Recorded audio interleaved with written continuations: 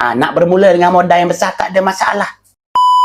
Tuan-puan menyimpan ni kan, kita bayar penat lelah kita bekerja sebulan. Manakala belanja, kita kayakan orang lain. Tak salah belanja, cuma kita kena simpan dulu.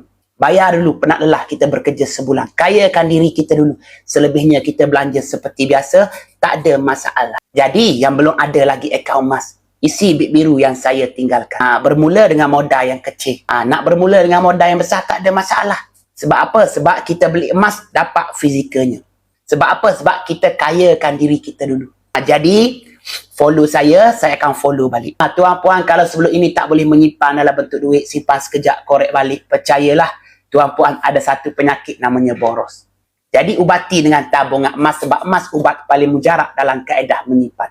Simpanan yang dinamakan untuk dilupakan, forgotten saving. InsyaAllah mengurangkan. Saya tak pernah cakap simpan emas ni 100%. Kita hilang nafsu dalam belanja. Tak pernah saya cakap. Tapi, at least mengurangkan. Biar kita sentiasa ada simpanan, ada tabungan. Sekurang-kurangnya ada.